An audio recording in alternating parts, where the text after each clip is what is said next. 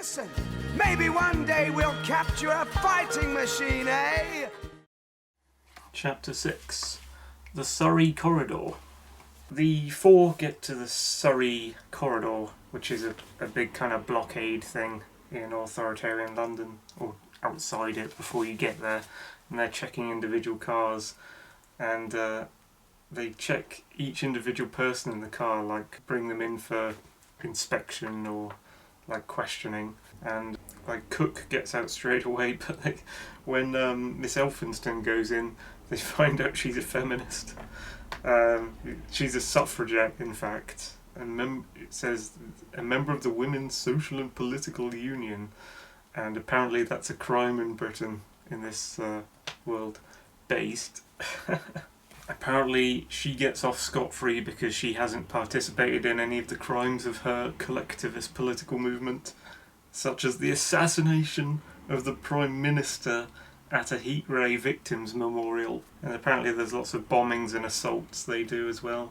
So it's very annoying that they've made the main character not only pretty weak and pathetic but also a feminist. That's Baxter at work here, because he's done similar stuff in the Time Odyssey and things. Even though that was a good series, the thing that really lets that series down is all the bullshit political stuff that's in there, rather than the sci-fi stuff and concentrating on writing a good story. And the driver guy Philip, who's a cousin of the journalist, comes in and like vouches for her, and she's like, I was humiliated to have to rely on the help of a man. It's like, Jesus Christ. The revisionism of the story continues here. They're saying they enter past the Surrey Corridor into a land where Martians once walked, and then they go, the first cylinder landed at Horsell Common on June 14th in the year 1907. No, it didn't. It landed in 1898. It's saying in this that they left Woking unreconstructed as kind of a memorial to the fallen. So apparently the area of the pits where the Martian cylinders first came down have been like cordoned off, and they're like giant garrisons with like concrete and iron buildings and sniper towers and things. They're stopping any tourism to those areas and kind of using it as a place to study Martian weaponry and things. More revisionism of the old book.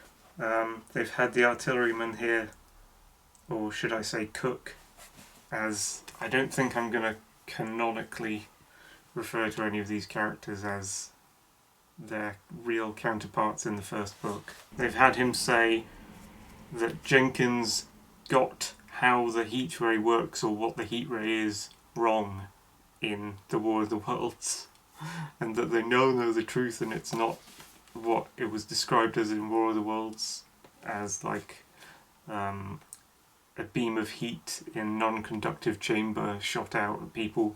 Now they're saying it's like infrared light rattling between mirrors, getting stronger and stronger, and then it like fires out in some kind of pressurized way or something like that. So they're like saying it's like a laser, an infrared laser, which I disagree with completely. It's something alien that can't be described by other sci-fi series or anything. It's not infrared, it's not ultraviolet, it's not laser beams or anything. It is basically a long-range flamethrower made in a way that humans can't understand. So stop changing stuff, Baxter. He's trying to, if you're going to write a sequel to a book, write a sequel to the book. You know, don't try and retroactively change details of what happened in the previous book to suit your new story. Go off the source material, and don't like go, oh well actually let's write into my new book that the old book got it completely wrong.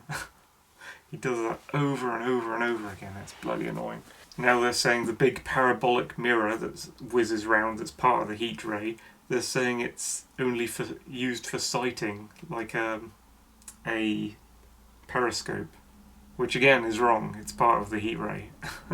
They're saying they can't understand the power that the Martians use. That is like these little battery energy packs that aren't electricity and they're not coal or fuel. or not fuel. Obviously, it is a fuel, and they're saying Einstein and Schwarzschild think it's they're basically saying it's nuclear power that they haven't yet discovered in this, but the Martians have. So they're writing it that the Martians use nuclear power to power their machines, like I guess nuclear fusion, which in the real world we haven't managed to uncover. We only use nuclear fission, as far as I know. Nuclear fusion, like the ITER project, has not yet come to fruition. But again, you're just adding stuff into how the Martians work and all this, and you're going, they know that instead of going like, they now do this new thing, they're saying, they've always done this, in the past book they've done this thing, we just didn't understand, but now this new book, this understands what was going on in the old book. It's like, no, stop doing it. So now they drive past another bit of barbed wire area in a place called Escher, and apparently they have a downed Martian handling machine lying behind the fencing, and they're all the scientists are all studying it and things. It's a big crab-like creature that's in the original story. It's meant to move kind of very fluidly when it's in operation and build things, like build more fighting machines and things, I guess, out of the Martian aluminium. And Miss Elphinstone is saying that there's a reconstruction of fighting machines in galleries and museums in New York. So canonically, in H.G. Wells' version of War of the Worlds, his original, should I say, the handling machines are kind of robotic. They don't need a Martian inside to pilot them, they just operate themselves, and this one appears to be operating in front of them, so the humans have got it running. So it's a machine and it's doing the job, producing Martian aluminium kind of by itself, and they're just they've somehow got it going with the power. I think earlier in this it mentions that they've got the Martian flying machine going as well, which is interesting. I wonder if they bring that up later in the book, like the Martian flying machine can be used by the humans. I don't think they do actually, but I think one by the Martians appears.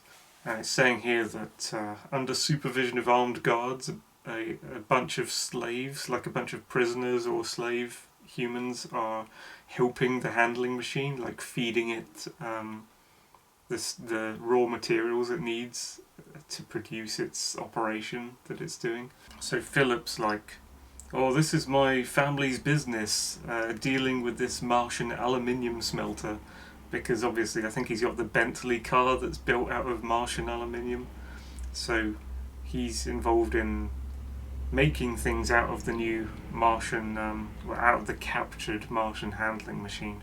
And Philip's like, the slave people working for the handling machine to feed it stuff are probably French refugees and Belgians, and they're basically trying to put it in there that these are immigrants, but actually they're like refugees from the Schlieffen War, I think, or the what came before that, when the Germans took France before the Schlieffen War.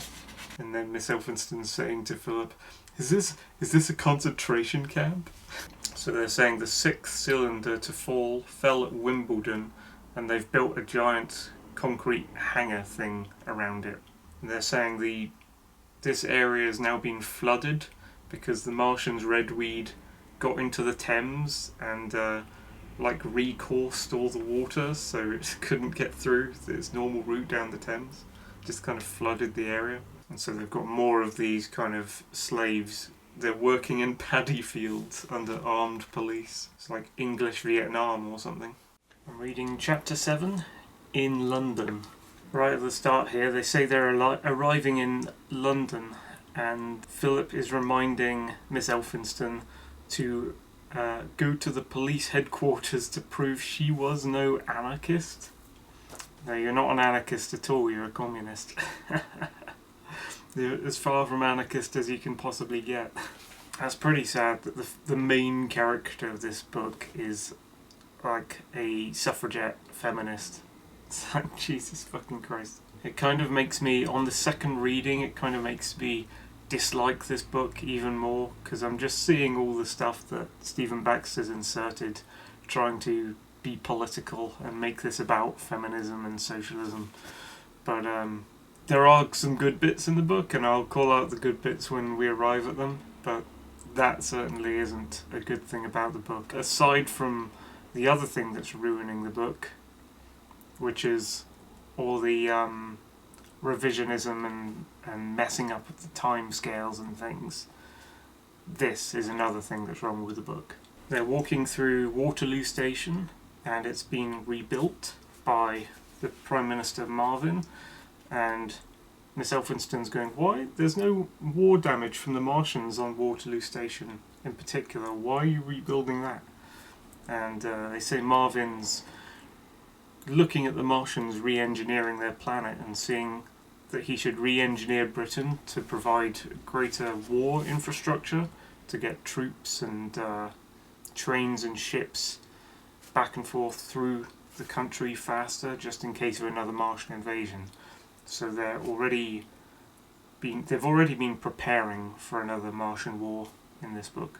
They're saying that Big Ben was destroyed by the Martian invasion, and there was supposedly only a sandstone stump left, and they demolished that as well, and they replaced it by a big concrete and glass building, like a fortress. Good thing I'm noticing, which also seemed apparent in the original War of the Worlds, is that they're saying the commuters going through the train station all carry gas masks for black smoke, and sadly papers, like papers please, for passing through lots of different public control security points. But they are fully armed, it seems. They've all got revolvers, and of course people carried guns in the original War of the Worlds, but you know, better than here today, England of this time. All the public seem to be allowed to arm themselves, and they give the line, London's still London. This is set in the 1900s. It's definitely, London was a part of Britain in that era, whereas nowadays it's not at all. A huge German Zeppelin is flying over the Thames in London. They unfortunately have a lot of immigration though, because Germany is partnered with Britain, and they're calling this the Berlinification of London. And she keeps seeing uniforms everywhere, and people talking in German accents. They're doing the celebrity thing again.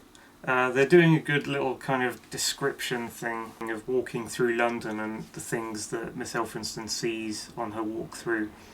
Then she looks in a bookshop and sees a book by Arthur Conan Doyle called General Marvin, that's the fictional character who's the Prime Minister of this book, and Why We Must Fight an Unending War. So the author of Sherlock Holmes is writing a book about a fictional character that's in this book. Again, a big mishmash of political realities here. They're saying that the part of Regent's Park in London has been given over to allotments and vegetable plots to convince householders or persuade, public to grow food in their own garden, which in this day and age the public want to grow food in their own garden and the government want to stop us. So the world and the book is portraying here, it's a mishmash of good and bad. Like they're armed, but they're strictly controlled by the government, but the government encourages them to grow their own food. And yeah, it's a mixture of good and bad in the book. It's very strange. It's like a semi-authoritarian government where they've stumbled into some beneficial policies. They're saying that Eton, the college in England, famous for all the friggin' prime ministers ever, I think, came from Eton, or were educated at Eton.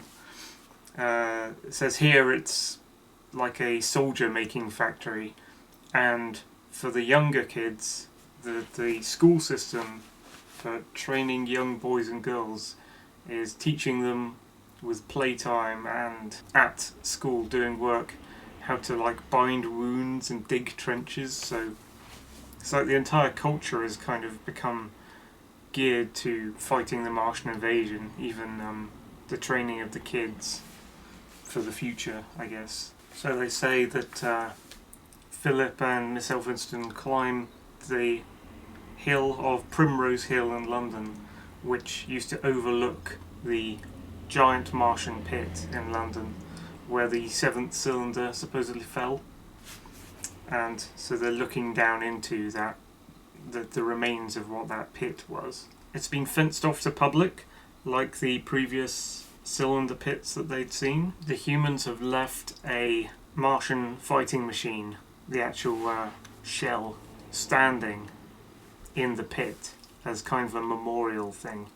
They just kind of left it there. And that's one of the last ones supposedly that would have died in War of the Worlds. And there's a little fairground set up underneath it with like balloons and roundabouts and things. And kids are playing at the foot of this leftover fighting machine driven by one of the last Martians that died in War of the Worlds. And so while she's on the hill, Primrose Hill, looking at this leftover fighting machine, I think it will say at the end of the chapter, but I haven't quite reached it, but I remember it moves slightly, like while it's towering over her, and she thinks it's an illusion, and she thinks it's her mind playing tricks on her, so she just ignores it, and then she goes off with Philip to the police station to explain herself. Apparently Marvin banned trade unions. Well, hey, Marvin has huge tax levies and is thinking of doing prohibition of alcohol, but hasn't yet got to it yet.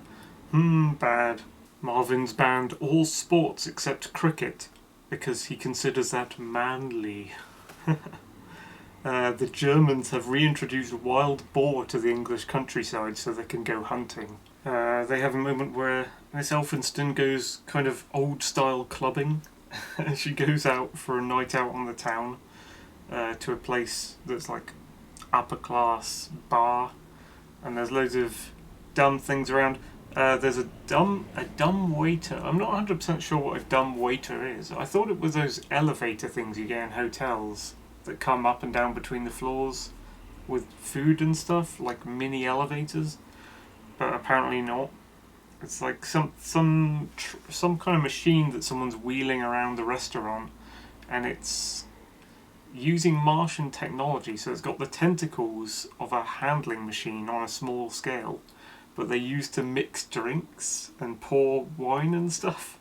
So I'm just imagining this kind of fridge-like box being wheeled around with these white metal Martian handling machine tentacles like coming out of it. And she's looking at it all and thinking it's kind of obscene because people are ignoring the possible threat of a Martian invasion coming back. And this is meant to be a moment that echoes, "It all seems so safe and tranquil," from War of the Worlds. All the people are partying and ignoring what's coming. And she says it seems like they're having a puppet show on the side of an active volcano that's about to erupt. It's that's the analogy she gives. It's quite a nice little analogy, actually. I like that. Because you can imagine her seeing the upper class people around her partying and laughing at the fake Martian drinks pouring machine they've built, while in the background they're about to be attacked by this massive force. Yeah, so she ends the chapter saying, as the kids play around the feet of the Martian monument, she looked up and she thought she saw the Martian turn its head. And later in the book you find out that she's not dreaming, and that is actually kind of the machine of the Martian fighting machine waking up as it receives signals to prepare for use by the returning Martians. I'm reading chapter 8, A Meeting at Ottershaw. So they've now travelled outside the Surrey corridor to Ottershaw, and they appear to be meeting the wife of Ogilvy, who they've changed it. I always thought of Ogilvy as like his first name is being Ogilvy. In this they've changed it so his last name is Ogilvy. They're calling him Benjamin Ogilvy. and his wife is Marina Ogilvy. So, yeah, I always thought of Ogilvy, the astronomer, at the start of War of the Worlds. Like, that's his first name, dude. So they're currently in the place, because he has a telescopic observatory in his garden, sort of thing. They're in the place, which is from the start of the War of the Worlds, where the journalist and Ogilvy look through the telescope and first see the green flashes on Mars of the cylinders leaving Mars to head for Earth. They're once again referencing that the Marvin government has banned people looking through telescopes at Mars. So, yeah, very authoritarian. Looking towards things is illegal. We now police the direction your eyes are facing. Much like the real world right now, actually. London subway adverts come to mind. And the act that they're trying to pass, I don't know if it has passed, maybe it has passed now, the current government in real life right now trying to pass a law to stop you looking at people for over a certain length of time which is not defined by any of the laws. Fucking insane country we live in. They're again talking about Carrie's divorce from the journalist, or rather Caroline in this, divorce from Walter Jenkins. Again, not happy with most of these names they've picked for people. They should have just been called what they were in the original novel. Anyway, they're talking about the divorce between them, and they're saying, if you read the narrative, i.e. War of the Worlds, as referred to by this novel, then it's obvious why the journalist and his wife split up. No, it's not obvious. They should have never split up. There's no reason for it to have happened. If they were in love, I think that was obvious from the novel. There was no fucking split between them. Stephen Baxter's manufactured that for this book. It never happened as far as I'm concerned. It's like when you listen to Forever Autumn, and then when you know, from the musical version of War of the Worlds, when you see that, you know, the journalist's entire thing is trying to get back to his wife. You know, these two are in love. This divorce thing is bullshit. They're saying in this that Marina Ogilvy is planning on hosting the telephone call to Walter Jenkins, which is strange because I thought they'd gather them all in journalist's old house in Woking, but it seems like they're hosting it at Ogilvy's house here. Miss Elphinstone is worried that because she has to meet her husband, which is the journalist's brother, who they've called Frank in this novel, who has also been summoned for the family gathering to hear the telephone call. Again, the way they're talking about like relationships in this novel is a bit sick to me. Like Miss Elphinstone going, I became a journalist. Frank was a medical student then, and for a while it worked. This is very clinical. It doesn't sound like they're having a loving relationship there. It sounds like they're trying to create some kind of system based on business and like formality and work and stuff. And yeah, it just doesn't work. It just doesn't ring true for relationships. How they're meant to be not focused on money and stature and status and jobs. So now in this book she's saying that Frank, journalist's brother, surprised her by joining Marvin's, like authoritarian Prime Minister Marvin's, programs of military service, the territorial force. So he started off as like a medical student, and then he joined up a kind of military of the present day. But the entire country in this book seems to be geared up to Marvin's military, preparing for the next Martian threat, which in a way is kind of wise when you know how devastating and impossible it was to defeat the Martians in the first book. You know, they had to rely on bacteria to do it for them. The humans had no chance of defeating them. So you can understand why they went full military authoritarian as a kind of massive overreaction, or maybe not even an overreaction, but a proportional reaction to what they'd faced. She's going like, you were a man of healing, how could you do it? And he's like, I heal humans. I would kill Martians. I like that. Is he turning into an action hero or something? Now, Miss Elphinston is saying something on the surface of it could be a feminist remark, but she says, I had never wanted children, not after the horrors of the Martian War. I can kind of empathise with that viewpoint. Like, in our present state, we live in a massively authoritarian country. Like, the world has changed for the worst. In real life, I'm talking. So I always have that thing in the back of my mind, like, would I want to have children if I'm raising them in this hellscape, which is nothing like what I remember when I was younger? I don't think I want to raise kids into this current state of the world, with the far left taking over and everything. After lockdowns, it is like something terrible has happened, and so she's, from this perspective, in this fictional, much worse war, she's like, yeah, I don't want children, I don't want to raise them in this strange world we're in. Maybe if the world stabilises and becomes more peaceful, and there's no looming Martian threat, and the humans go away from being authoritarian, then you'd want to raise children in more that kind of environment. So I can kind of see where she's coming from with that line. But conservatives will go, oh, you've got to have children. Children are our future. Even if everything's bad, you've got to raise children and have a family. Never mind what can happen with families and what can happen with children raised in bad environments like this. Yeah, I pick a centrist line between those two extremes. But at the same time, they mention there has been a baby boom culture in Britain after the Martian War, which I guess has replenished the population, where there seemed to have been quite a large amount killed. I don't know if it's a massive amount killed by the Martians.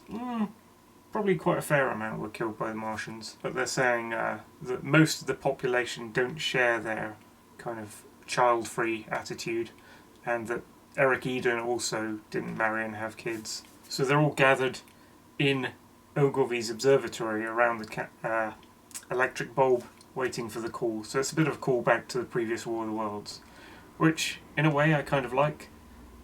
We've gone back geographically to the start of War of the Worlds, gone to a place that's well established that we know, but you can go wrong, I think, with too many callbacks, and modern media like Star Wars and Lord of the Rings gets it wrong by revisiting and rebooting and rehashing old concepts instead of making your own concepts as a screenwriter or a writer in general. And they input a bit of atmosphere here, so it's talking about what they can smell of the furniture polish and what they can hear. They can hear the clicking of the telescope setup, and the temperature, she's saying, is rather cold. They don't do enough of that stuff in this book, actual getting people in the minds of time and place, like kind of the writing trying to make you imagine that you feel where you are and what's going on and what it feels like. I try and do a lot of that in my writing, but there's not enough of that in this. Original War of the Worlds had a very spooky, I'd say worse than spooky atmosphere. Like, it's a very quite a scary, disturbing atmosphere that always told you like what the temperature was, what the sky was like, where you were. There was smoke hanging in the air over here. It was dark over there. What could you make out as you glanced across the valley?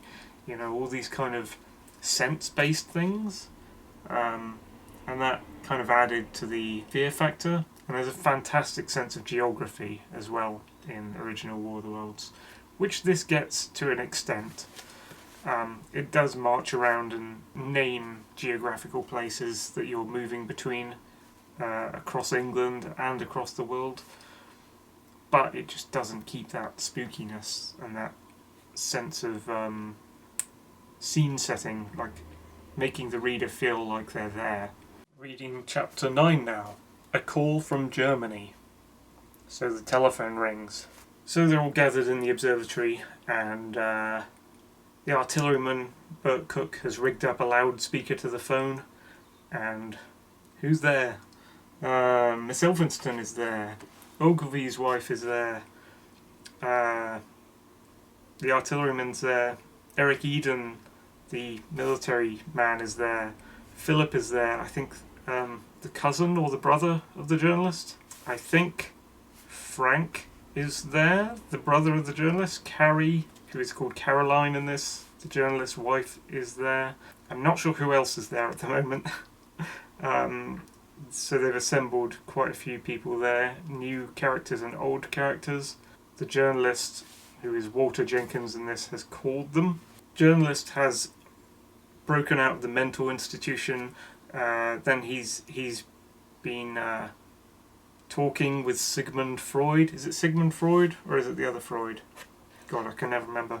The psychiatrist guy, Freud. He's broke out of there too. He used to be in Vienna. They've moved him to Berlin. So he's escaping all the kind of psychological stuff they forced him into.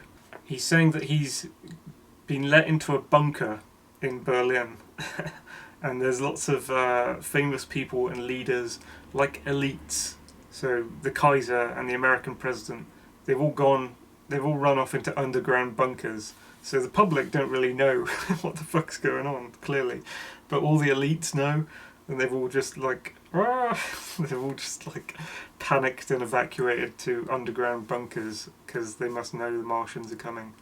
And in the journalist's particular underground bunker, he's in with a bunch of scientists. So he's in there with Einstein and Schwarzschild, Rutherford, Hohmann, who I haven't heard of before. Maybe I've heard of something related to him. Tsiolkovsky. I've heard of a crater named after Tsiolkovsky. So a bunch of like old-timey scientists, basically, trying to work out physics, orbital physics and stuff for different ways that the Martians could come at them. They mention a guy with a squeaky voice. They're literally saying H.G. Wells is in the bunker with them. Oh my god, talk about massively breaking the fourth wall. The writer of the previous book, of War of the Worlds, is a character in the sequel to the book by a different writer. What the fuck is going on here? And yes, I was massively disappointed when I heard H.G. Wells' real voice on like a radio clip. He does have a stupid squeaky voice. After hearing War of the Worlds musical read by Richard Burton in his deep, gravelly voice, his English gravelly voice, you kind of read War of the Worlds and you read it in that kind of voice whenever the journalist comes into the picture. But then you find out what H.G. Wells sounds like, and it's like, oh man, that's disappointing. They're saying these, the scientific part of these bunkers are all communicating, it says via wires. I don't know if they mean telegraphy still. It might be electricity in this one. They're all organised by Percival Lowell in Flagstaff, which is Arizona. Lowell spotted some features on Mars. I think he actually might have discovered a planet, possibly? Did he discover Pluto? I'm gonna have to look that up. They're like, journalist, shut the fuck up on the phone call. Tell us what you've seen. What have they sighted? Tell us about the Martians. They're coming, aren't they? And he's like, no, we've sighted stuff on Jupiter. And they're like, what? What the fuck do you mean Jupiter? And this is where they bring in the other races apart from the Martians, and the concept of sigils, which are like giant signs painted on the front of planets, sort of thing. They're saying a luminous, sinuous mark has appeared within the Great Red Spot on Jupiter, like a sign, easily visible from Earth, and probably from Mars as well. So this is kind of the way that the races of the solar system have begun communicating with each other. Each planet of the solar system, our solar system, contains an alien race. So it's not just Earth and Mars.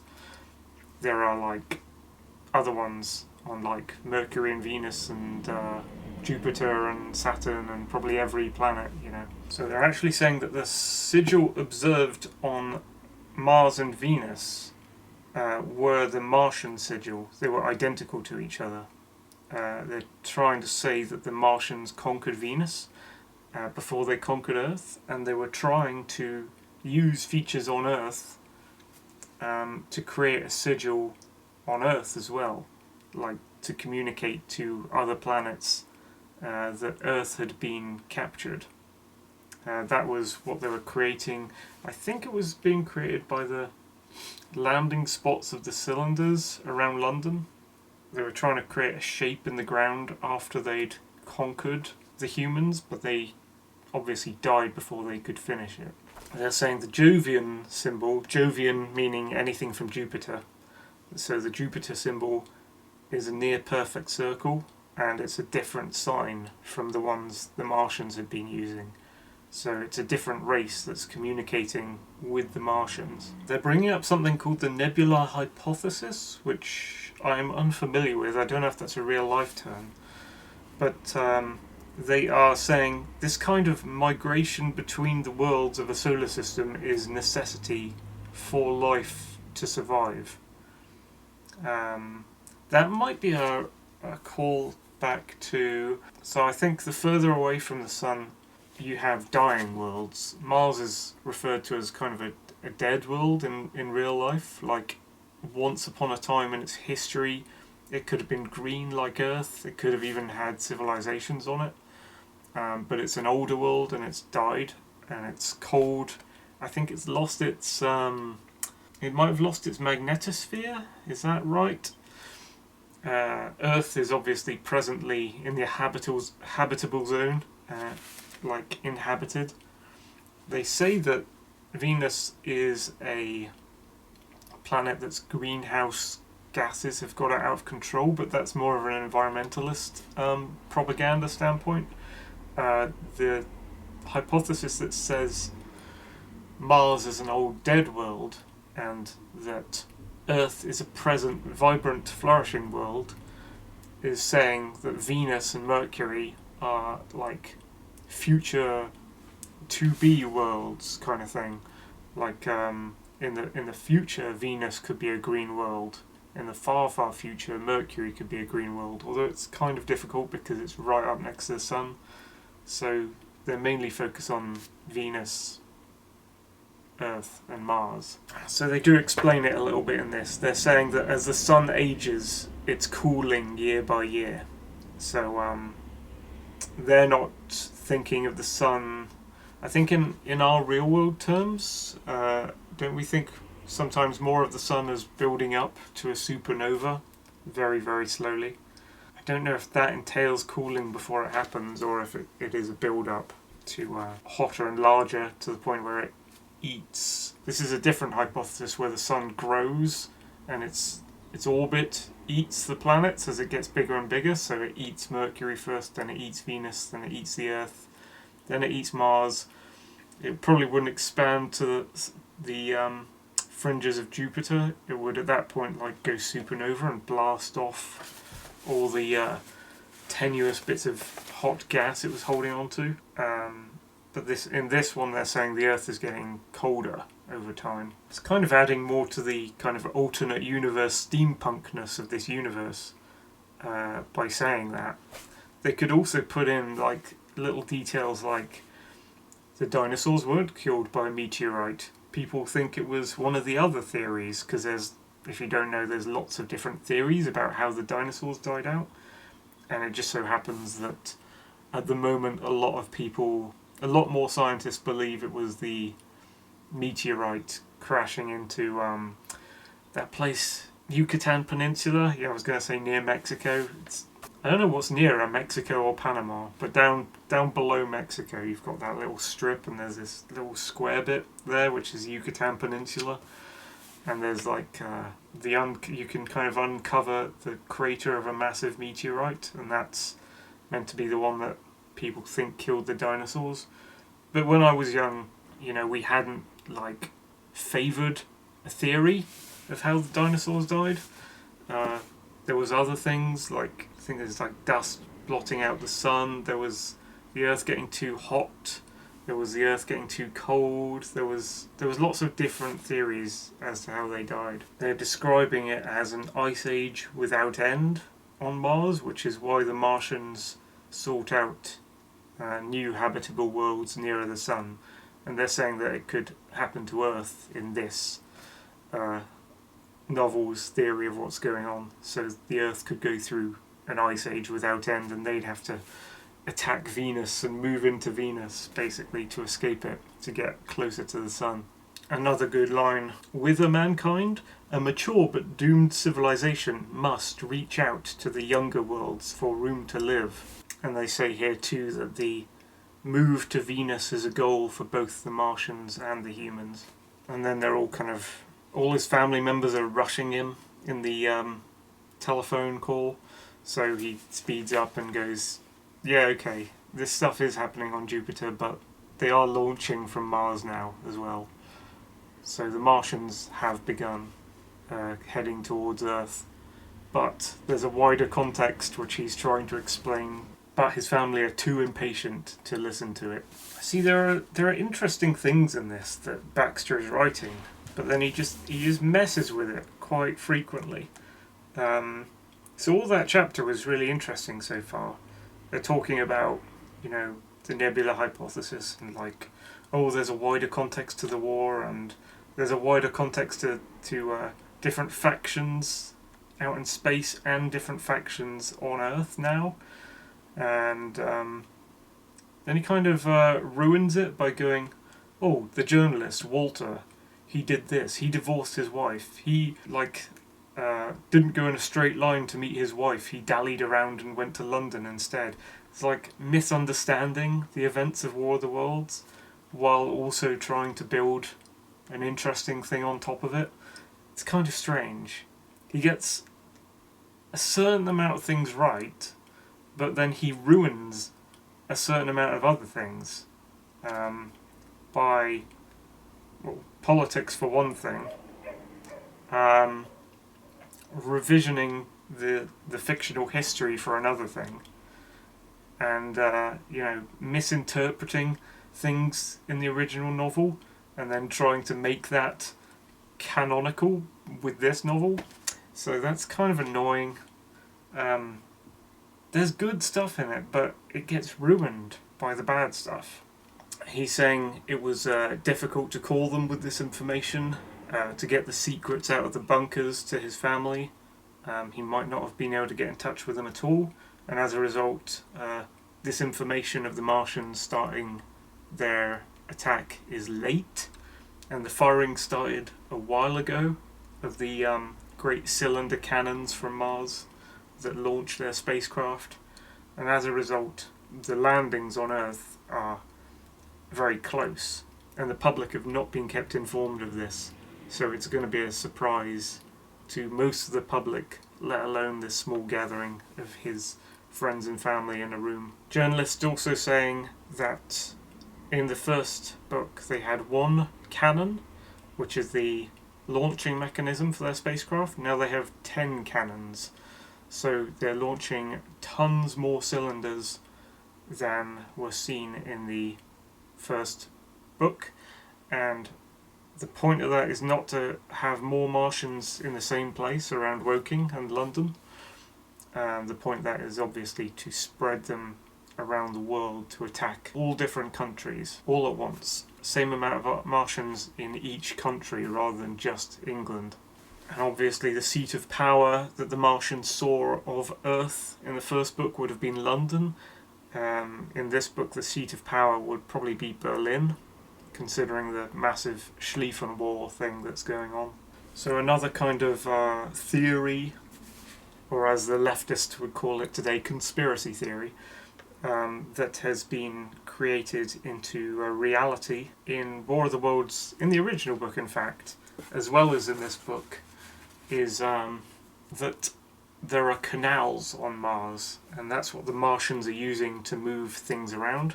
In reality, I think an Italian astronomer, I think it was, labelled features on Mars as canali, which translates as channels, and isn't actually anything to do with canals, so it's been misconstrued. In this book, like in media like Independence Day and stuff, the misconstrued idea of something happening has been made like factual, like aliens built the pyramids, like the people who believe in chemtrails rather than the reality, which is contrails, or the idea that some Bible people push that the Earth is a certain amount of years old, when through scientific measurements and things, it's more accurate that the Earth is like millions and millions of years older than that. See, I like these kind of alternate universe steampunk fictions where they take an aspect of reality, which is what people of one time or other thought was happening on Earth, and then they make that a reality that happens in their book, when in fact it didn't happen on Earth. Maybe they could do one with January 6th being an insurrection. They could make it as if that was an actual true thing. Yeah, that sort of thing. Theories people had that were wrong, but a book will write it as if it did happen. Those are interesting to read. Like, hey, the Loch Ness Monster, let's write a book about that, except it's real. Schiaparelli, I think that's the Italian guy who called the channels on Mars feature when they were seeing it through telescopes, or canali, and that was meant to mean channels. So in this, they're seeing these canals, as they are in this story, as infrastructure for manufacture or moving things between parts of the planet, like for the construction of cannons.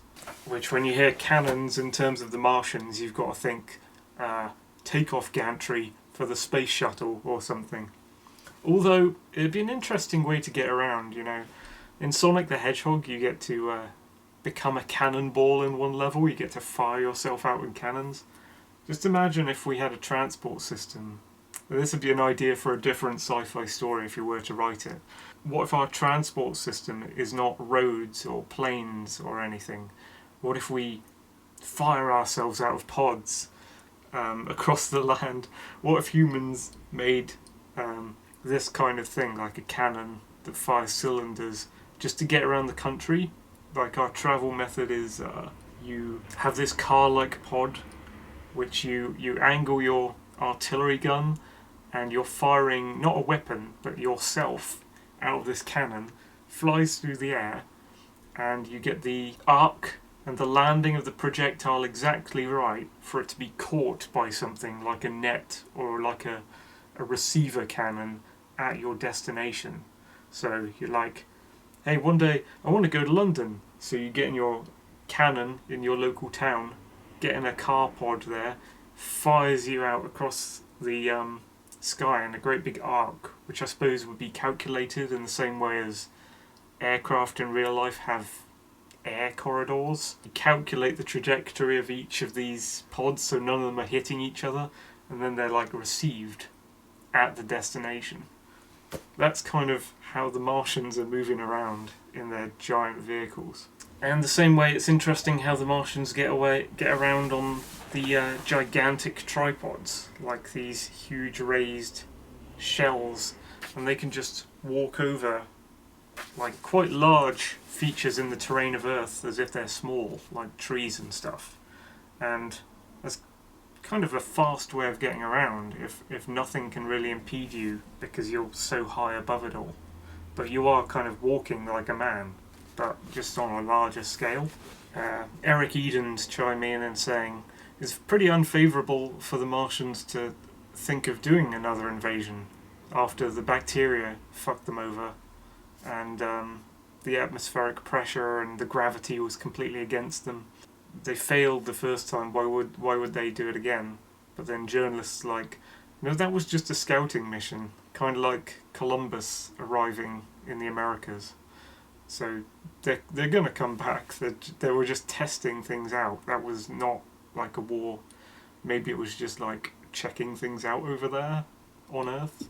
So the reason the Martians were kind of baffled by the Thunderchild and baffled by ships and couldn't wade out very far to sea and got stuck and things is because, due to the eternal ice age on Mars, they have a lot shallower oceans and a lot more frozen ones.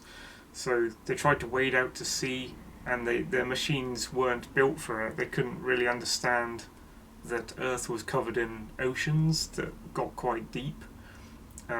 They didn't have anything on Mars at that point when they launched. which, apart from the canals, they didn't have anything that showed them what it would be like to wade their fighting machines out into deep oceans.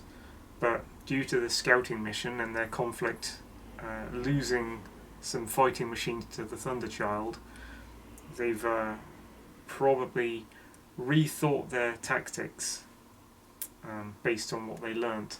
They're also saying in this book, which I don't really believe, that they remade their own bodies. They're trying to explain how the bacteria defeated them in the first book, but how they can't defeat them in this book. They're saying that they wiped out the bacteria, huge amounts of bacteria, which is expected, but they say in the process of remaking their own bodies they did it. As if they had one body before, like a human, and then they became the Martian head tentacle thing. But I think that's a bit of the revisionism stuff coming in again. I think the Martians were always the Martians. They always were what they were. Just the standard timescale of evolution of a species was occurring in them. They didn't change that much.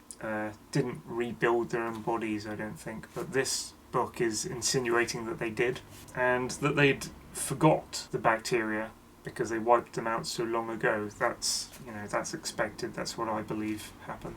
Here's another thing Baxter gets wrong, I think. Another bit of fictional history revisionism.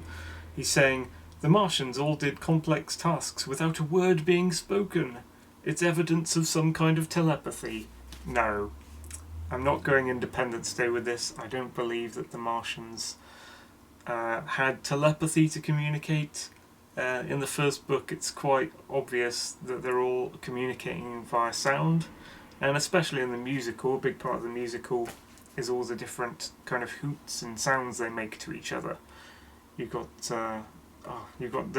so many. There's at least 4 main sounds that you hear in the musical of how the Martians communicate.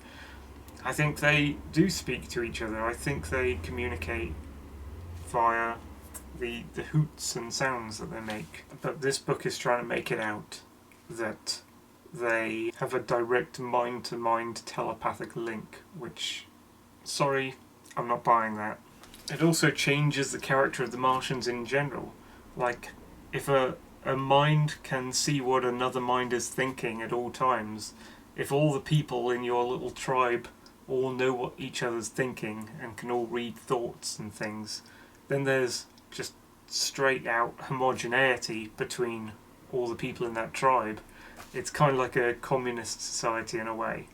It's like a hive mind, like what Elon Musk's doing with Neuralink. It's like the logical conclusion at the end of that.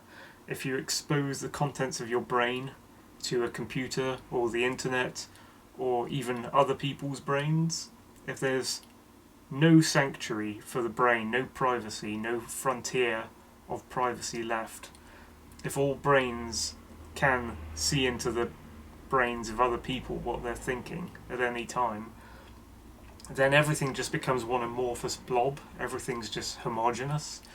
There's no individuality between people. Nothing is sacrosanct. There's no distinction between people. They are essentially all the same person. You see lots of examples of this throughout sci-fi. Like lots of creatures who are essentially the same mind. It's kind of like the Borg. Or were the Ood in Doctor Who a bit like that? There's probably an example I can find somewhere in Farscape. Yeah, it's not good to suddenly just come out with, all this species are telepathic. You don't quite understand the implications of that as soon as you say it. Kind of works for Independence Day. ID4, all those creatures are meant to be telepathic. That does mean they've kind of got a communist hive mind thing going on. It kind of makes sense for those creatures, but it doesn't make sense for War of the Worlds. Lots of little fucking stupid details like this which prevent this from being a true sequel to War of the Worlds. It's a shame, really. And I do see the Martians as individualists, not collectivists. Well, collectivists in some form. They have like a little family order thing. Their children are born a different way. They live in small groups that communicate with each other, but they're not like necessarily group identified. Like they don't identify with themselves as members of a collectivist group. They seem more nationalistic, if anything. They seem like they have little nations, and they have a kind of sad quality about them. If you think about the dying Martians at the end, and they're kind of like families who care about each other. You see the Martian that dies, and its heat ray flies around at Shepperton in War of the Worlds, as it gets taken out by one of the artillery cannons in a rare win by the humans. That gets kind of picked up by its comrade Martians. I'm not going to say comrade actually, because that's a communist term, but its brothers in arms pick up the wounded soldier from the war zone and walk off while the other Martians kind of guard it, and that's how they retreat from that battle. Else they would have kept attacking, but they don't. They stop attacking because one of their number is wounded, and they go off. I think they're probably statist, but I don't think they're necessarily collectivist. They might not even be statist. They might be just nationalistic in terms of patriotism coming from the individual people on the ground, sort of thing. Yeah, it remains to be seen. So it's Cook, the artilleryman, who is the first to bring up the tactic of getting the guns and the artillery pieces ready to bombard the cylinders where they'll fall and when they fall. Like immediately as the cylinders arrive, the humans are gonna try and bomb the fuck out of them. But in a fantastic scene in this book, the Martians have already preempted that and thought of a countering strategy, knowing that the humans will do it before they do it, and they've come prepared. He is acknowledging that the Martians come back for their injured. Although I think there's a typo here. He says, they talk, they cooperate, they come back further injured. That's why they'll return to England for their fallen. Where it says it come back further injured.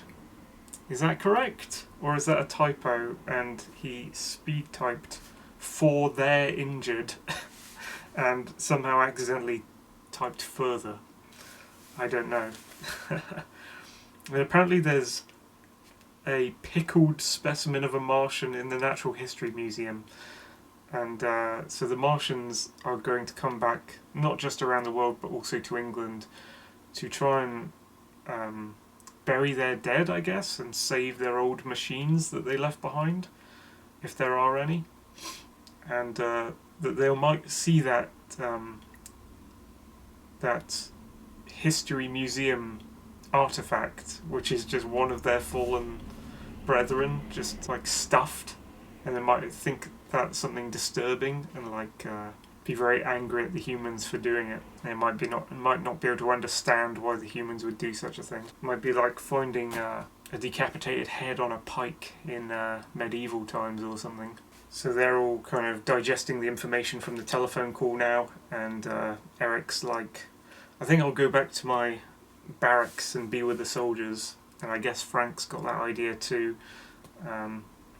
Albert Cook, however, the artilleryman, is like sneakily saying, heh heh heh, I know where I'm going to be, heh heh heh. He's got plans, shall we say, that none of them know about.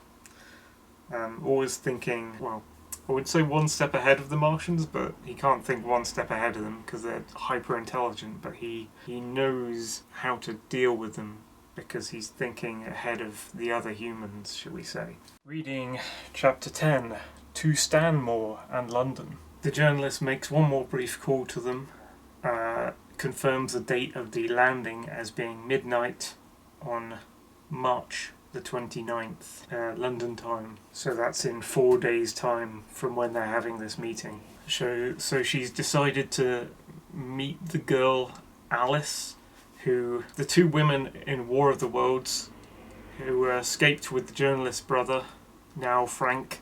Obviously they're higgledy-piggledy, and it used to be Miss Elphinston that was the weak one, and the Alice one, who was not named, was the stronger one, I think. and they've swapped those around. So these characters are mixed up. They might as well all be new characters, to be fair.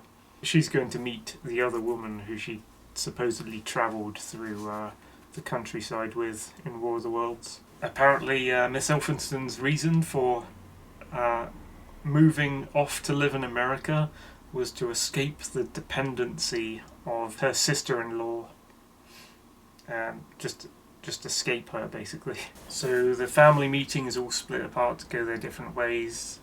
Bert Cook and Eric Eden have kind of gone off together to get a train to London. Philip's just gone back to his own family on the south coast. So neither of Eric Eden or Bert Cook, the artilleryman, are serving in the military according to this, but they reckon they'll be easily taken back because they just need manpower against the Martians. So Frank is driving Miss Elphinston to meet Alice, driving through the countryside, and they've softened a bit on the authoritarianism of the new Prime Minister and the whole German takeover stuff. They're saying, even though there's more Union Jacks around and more German military uniforms around, it actually reminds her of the past, sort of thing.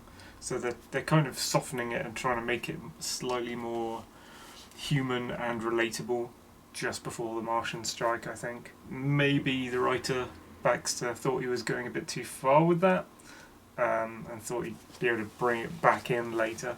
They go through Bagshot and Windsor and Slough. They're in the car remarking on how they're some of the only members of public who actually know that the Martians are coming in 4 days, and that Frank's family has already made off to live in Cornwall because they fear the Martians are going to attack around London region. Although Ogilvy's wife is staying in Ottershaw, which is quite close to Horsell Common, which is odd.